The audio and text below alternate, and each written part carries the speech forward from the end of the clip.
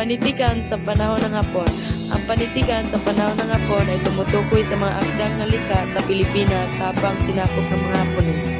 Malaki ang naging impluwensya ng digmaan, sensura at kahirapan sa anyo at nilalaman ng mga akda sa panahon ito.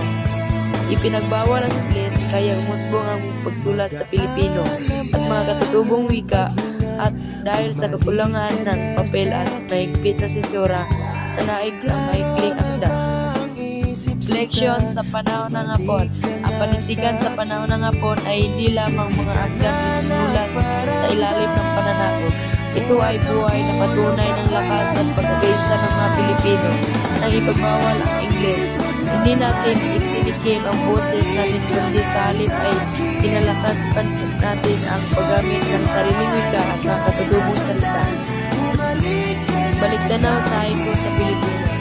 Ang haiku ay isang anyo ng maikling tula na mula sa Japan at pumasok sa panitikang Pilipino, lalo na noong panahon ng Hapon, 1942 hanggang 1945. Dahil sa kakulangan ng papel at mahigpit na sensura, naging angkop ng haiku sapagkat ito ay maikli ngunit malalim ang kahulugan.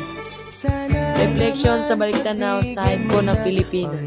Ang pagbabalik tanaw sa haiku sa Pilipinas ay nagbibigay din sa kapangyarihan ng panitikan ng umangkop at maging boses ng isang lahi sa kabila ng kahirapan.